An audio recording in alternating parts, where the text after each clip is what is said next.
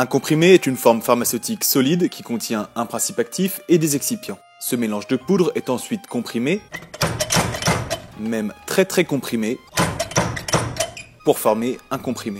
Il en existe des dizaines, comprimés sublingual, effervescents, enrobés, dragéifiés, gastro-résistants, à sucer, mais moi je vais vous apprendre à fabriquer des comprimés simples, et ça n'a rien à voir avec le fait que je ne sache pas faire les autres.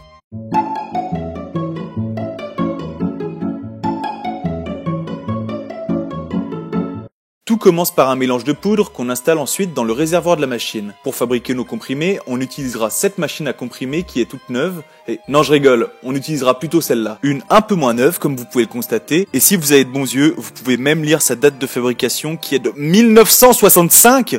Première étape de fabrication, le remplissage. La poudre arrive dans la chambre de compression qui est formée par deux poinçons, supérieur et inférieur. Deuxième étape, l'arasage. Le sabot se retire et arrase le surplus de poudre dans la chambre de compression.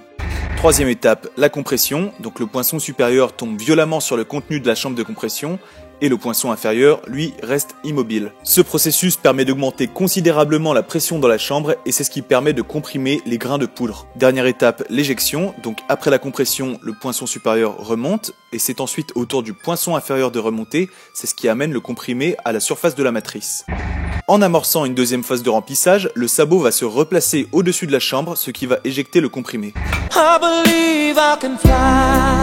Et voilà comment on fabrique des comprimés. Dans le milieu industriel, les machines sont évidemment beaucoup plus performantes. Avec une machine comme celle que je vous ai présentée, on peut fabriquer à peu près 3500 comprimés par heure, alors qu'en industrie, on peut en produire plus de 400 000. De plus, sur celle que je vous ai présentée, on n'a qu'une seule chambre de compression, alors qu'en industrie, on a plusieurs compressions en même temps.